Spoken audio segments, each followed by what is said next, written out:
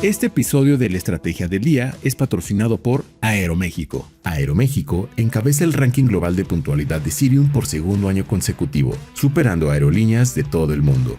Un logro que refleja una operación eficiente y confiable. Así que ya lo sabes, si quieres llegar a tiempo, viaja con Aeroméxico. Conoce más en el link de la descripción.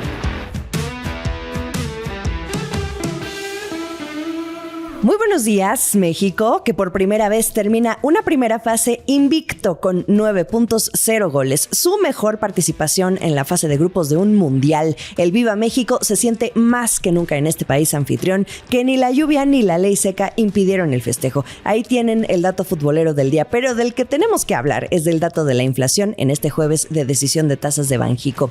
En Colombia ya reconocen al vencedor. Alphabet le suma un toque moderno al Dow Jones. El Prime Day de Amazon apunta a impulsar el consumo y en un tenor completamente serio hablamos de los 2 terremotos que golpearon a Venezuela. Jueves 25 de junio, no olviden hacer clic al botón de seguir del podcast, activar la campana para que puedan recibir la alerta de un episodio nuevo cada mañana.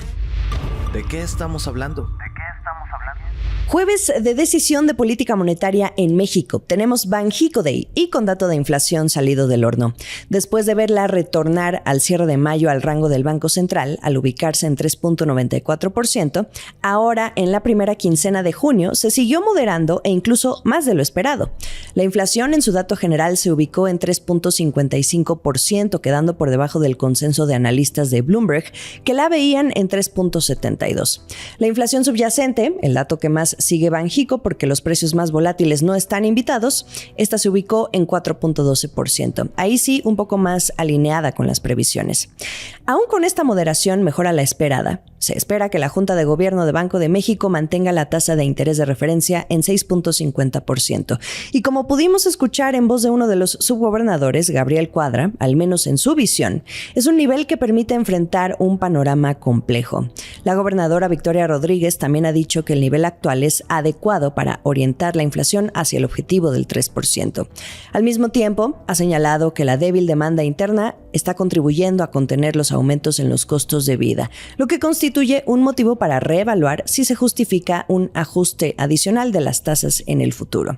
Este es el contexto en el que conoceremos en punto de la 1 de la tarde, tiempo de México, la decisión del Banco Central. Sin sorpresas, pero buscando siempre las pistas en las palabras clave que contenga el comunicado. El consenso de analistas en la última encuesta Citi de expectativas de plano no ve un movimiento de las tasas en lo que resta del año. De 35 encuestados, solo 2 ven un recorte de la tasa y se iría en diciembre. Oxford Economics y la brasileña XP Investments. Mientras tanto, para la inflación, ven una tendencia a la baja. América Latina. Venezuela fue sacudida el miércoles 23 de junio por 2 de los terremotos más fuertes de su historia en los últimos 126 años, que derribaron edificios en Caracas, tumbaron líneas eléctricas y dañaron el Aeropuerto Internacional Simón Bolívar. Los medios locales observaron daños importantes en que es el aeropuerto de la capital, donde parte del techo colapsó y levantó densas nubes de polvo. El primer terremoto tuvo una magnitud de 7.2 y menos de un minuto después llegó otro de 7.5 con epicentro en el estado de Yaracuy, al oeste de Caracas, según el Servicio Geológico de Estados Unidos. Casi de inmediato, al otro lado del mundo, un sismo de magnitud 6.9 sacudió el norte de Japón y estremeció edificios en Tokio. También el Centro de Alerta de Tsunamis del Pacífico del Servicio Meteorológico Nacional de Estados Unidos levantó una advertencia inicial de tsunami para el Caribe. En el este de Caracas, en el barrio Palos Grandes, las personas intentaban desesperadamente rescatar a las víctimas atrapadas bajo los escombros de los edificios que colapsaron, mientras el pánico incrementaba con las 20 réplicas que siguieron.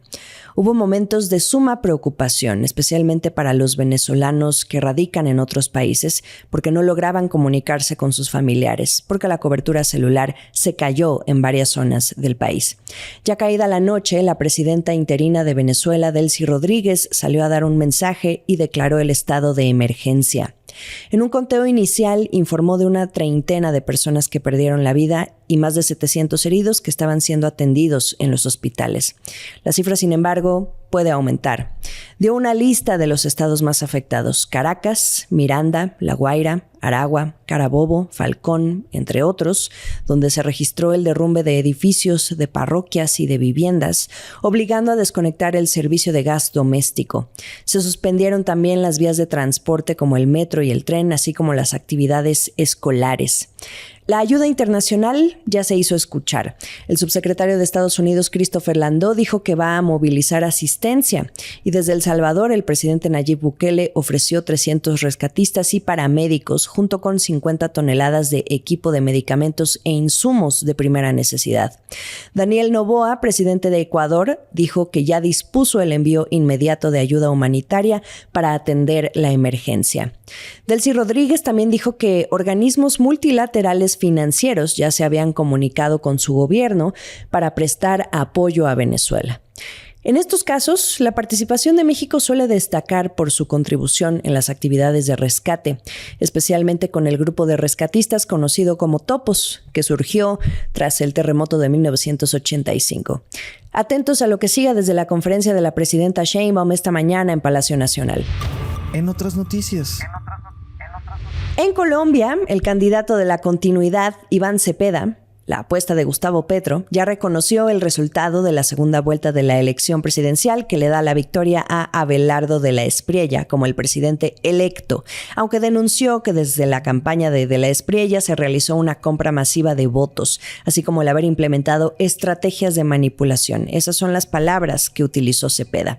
También criticó la injerencia de Donald Trump, presidente de Estados Unidos, durante la campaña, debido a que realizó declaraciones públicas de apoyo en favor de la Espriella.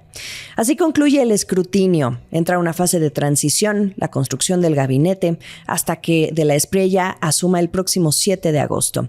Gobernará de 2026 a 2030. Para seguir a fondo con lo que ocurra a partir de este momento y en todo este periodo, se volverá indispensable escuchar a mi colega María C. Suárez, quien me ayuda a conducir la estrategia del día versión Colombia, allá basada en Bogotá. No dejen de escucharla. Acciones y reacciones. El próximo lunes 29 de junio, Alphabet, la empresa matriz de Google, entra al promedio industrial Dow Jones en Estados Unidos. Y esto solo significa una cosa: crece la presencia de las grandes empresas tecnológicas en este índice, algo que está siendo leído por los analistas como una movida de más vale tarde que nunca, para que el Dow no pierda relevancia en una era donde las acciones relacionadas con la tecnología y la inteligencia artificial pues están dominando el comportamiento del mercado bursátil, el sentimiento. Basta con observar el rendimiento que tuvieron los índices más importantes de Estados Unidos en 2025. Bueno, los otros, el Nasdaq 100 con un fuerte componente tecnológico, lo sabemos muy bien, que el año pasado se disparó un 20% y el S&P 500 subió un 16%, mientras que el Dow quedó en tercer lugar con un avance del 13%. Alphabet va a sustituir a Verizon Communications y sigue los pasos de Nvidia y Amazon, que ya están dentro del Dow. Y aquí un dato curioso: ¿qué diferencia hace que una empresa esté en el S&P 500 o el Nasdaq? De entrada, el valor de mercado. Así se ponderan el S&P y el Nasdaq, pero el Dow Jones es un índice que se pondera por precio. Esto es lo que ha hecho difícil que se incorporen las acciones de las empresas de tecnología, precisamente por el alto precio que suelen tener, por ende, la desmesurada influencia que tendrían en el índice. Hoy las divisiones en empresas como Amazon y Alphabet contribuyen a eliminar uno de los obstáculos para su eventual inclusión. Alphabet, que maneja un precio de alrededor de $346 por acción, va a ser el sexto componente más importante del Dow. Y Verizon, del sector de las comunicaciones y que tenía más de 20 años cotizando en este índice, hoy solo representa el 0.5% ponderado por precio, justo por el costo relativamente bajo de sus acciones, unas por otras. Línea mundial.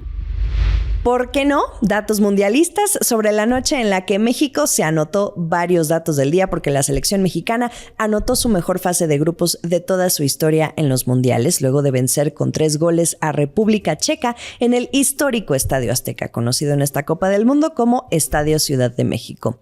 México ganó los 3 partidos en la fase de grupos y con 0 goles. Primero contra Sudáfrica en el partido inaugural el pasado 11 de junio, después con Corea del Sur la semana pasada y finalmente con Chequia. este miércoles 24 de junio. Desde el sitio web de la FIFA, en directo, ya decían que estaba logrando el puntaje ideal. El reconocido periodista mexicano José Ramón Fernández dijo que México nunca antes había cerrado la primera ronda con paso perfecto. 2 datos más. En este que se consideró su partido de despedida, el portero Guillermo Memo Ochoa se convirtió en el jugador más veterano en disputar un partido de la Copa con una selección de la CONCACAF, al hacerlo con 40 años y 346 días. Y luego otro récord, pero con el del camino por delante, Gilberto Mora, quien debutó como titular de la selección mexicana en un mundial. Con 17 años y 253 días, se convirtió en el mexicano más joven en jugar como titular en una Copa Mundial de la FIFA. México avanza invicto a los 16avos de final con una esperanzada afición que enamora a los turistas y espectadores en todo el mundo. Bueno, hasta la fachada de la Bolsa Mexicana de Valores, ubicada en Paseo de la Reforma, cerca del Ángel de la Independencia, el punto de encuentro por excelencia de los festejos, cambió su pizarra gigante de acciones por el marcador final 3-0. Pongan el modo video para que puedan ver esa imagen. El último sorbo. Entrado el mundo en las temporadas de descuentos de medio año, a México le puede venir bien otro empujoncito al consumo, aprovechando que coincide con la Copa del Mundo. Los analistas lo ven como una oportunidad para empujar lo debilitado que se muestra en sectores como el restaurantero, el de entretenimiento, las cadenas de autoservicio y tiendas de conveniencia, aunque con la advertencia de que el impulso podría ser temporal y a ver cuánto aguanta el dinamismo hacia finales de año. Dentro de esta temporada de descuentos de verano y a un mes de que se realizara el hot sale, destaca el Prime Day de Amazon. Hay que poner atención a la intención de compra. El líder global de Amazon Prime, quien es Jamil Ghani, le dijo en una entrevista a Bloomberg Línea que en distintos territorios alrededor del mundo, los consumidores están tratando de hacer rendir su dinero ante la inflación, pero también ante la inestabilidad económica o incluso por temas geopolíticos, y por eso ven a este Prime Day como uno que puede tener buenos resultados. Lástima que no divulgan las cifras por país, clásico de las tecnológicas, pero dicen que México es increíblemente importante para la compañía por su alto crecimiento y potencial. Eso sí, México ocupa el 8º lugar a nivel mundial en penetración de e-commerce. Son datos que nos da la Asociación Mexicana de Ventas Online. En México dominan Amazon y Mercado Libre, con una participación de mercado conjunta del 85%. Cambiando de país, en Estados Unidos también tenemos un primer vistazo a cómo le fue en su primer día del Prime Day, y fueron unos $8,300 millones los que se estuvieron moviendo, según datos de Adobe, que es una firma que realiza un seguimiento de las visitas de las personas a las páginas web. Y esos 8,300 millones superaron las estimaciones que preveía Amazon, que eran unos $7,900 millones. Lo mejor de la información económica y de negocios está aquí en La Estrategia del Día. Estamos en Spotify, Apple, Amazon. Recuerden que pueden ver también la transmisión diaria en video por YouTube y por ex-Twitter, @laestrategiamx. En Instagram sigan a La Estrategia del Día y a mí me encuentran como Jimena Business. Esta fue La Estrategia del Día, escrito y narrado por Jimena Tolama, producido por Arturo Luna y Daniel Hernández. Que tengas un día muy productivo.